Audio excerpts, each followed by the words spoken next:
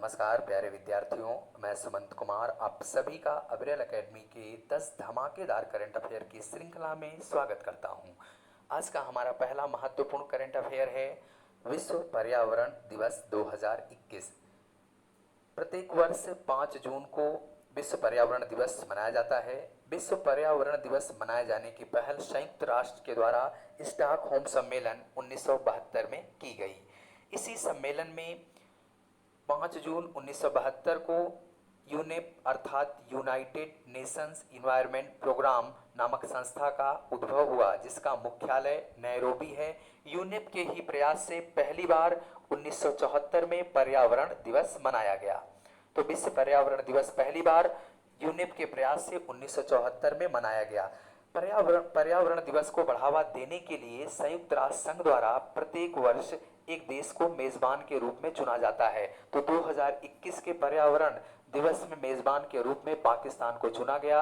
विश्व पर्यावरण दिवस 2021 का थीम इकोसिस्टम रिस्टोरेशन है, जिसका अभिप्राय यह है कि हमें पेड़ उगाना है, शहरों को हरा भरा करना है, बगीचों को फिर से बनाना है, नदियों को तटों को साफ सफाई करना है आदि शामिल है।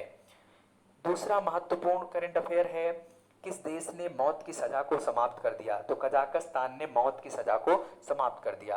तीसरा जो महत्वपूर्ण करंट अफेयर है, चेरी ब्लॉसम महोत्सव के चौथे संस्करण का आयोजन कहाँ किया गया? तो चेरी ब्लॉसम महोत्सव के चौथे संस्करण का आयोजन मणिपुर में किया गया। आप मुझे कमेंट बॉक्स में बताइए कि वर्तमान में मणिपुर का सीएम कौन है और मणिपुर का गवर्नर कौन है। चौथे महत्वपूर्ण करंट अफेयर की बात करें, असम के लाल चावल की पहली निर्यात खेप किस देश को की गई? तो यह निर्यात खेप संयुक्त राज्य अमेरिका को की गई। लाल चावल को असम में स्थानीय भाषा में बाओ धान के नाम से जाना जाता है। इस चावल का उत्पादन ब्रह्मपुत्र नदी घाटी में किया जाता है। लाल चावल के निर्यात में प्रमुख जो भूमिका निभाने वाली संस्था है वो है एलटी फूड्स। तो लाल चावल निर्यातक संस्था कौन सी है? LT food. चलिए, पांचवा महत्वपूर्ण करंट अफेयर है टीबी सूचकांक में सर्वश्रेष्ठ प्रदर्शन करने वाले राज्य व केंद्र शासित प्रदेश। तो अभी हाल ही में जारी टीबी सूचकांक में लक्षद्वीप केंद्र शासित प्रदेश और बडगाम जिले को टीबी मुक्त घोषित कर दिया है। भारत सरकार ने 2025 तक भारत को टीबी मुक्त करने का लक्ष्य रखा हुआ है, जबकि विश्व में अर्थात WHO के द्वारा टीबी मुक्त का लक्ष्य 2030 तक रखा गया है। प्रत्येक वर्ष टीबी 24 मार्च को टीबी दिवस मनाया जाता है। टीबी दिवस प्रत्येक वर्ष 24 मार्च को मनाया जाता है। छठा महत्वपूर्ण करंट अफेयर है अंकटाड द्वारा विश्व निवेश रिपोर्ट जारी की गई। वर्ष 2020 में भारत में कुल विदेशी प्रत्यक्ष निवेश कितना बिलियन डॉलर रहा? तो बता दें कि भारत इस समय एफडीआई के मामले में प्राप्त करने के मामले में 6वें स्थान पर है, जबकि अमेरिका इसमें शीर्ष स्थान पर है।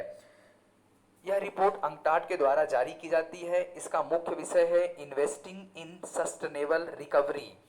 यह रिपोर्ट 2021 में जारी की गई, लेकिन यह वर्ष 2020 की रिपोर्ट है। इसमें सर्वाधिक एफडीआई प्राप्त करने वाला राज्य कर्नाटक है और भारत में सर्वाधिक एफडीआई अर्थात सर्वाधिक निवेश करने वाला राज्य, सर्वाधिक निवेश करने वाला देश सिंगापुर है। सर्वाधिक निवेश करने वाला देश सिंगापुर है। सातवें हम महत्वपूर्ण करंट अफेयर की बात करें तो दिल्ली खेल विश्वविद्यालय की पहली कुलपति किसे बनाया गया? दिल्ली स्पोर्ट यूनिवर्सिटी का पहला वाइस चांसलर किसे बनाया गया? तो कर्णम मालेश्वरी को बनाया गया।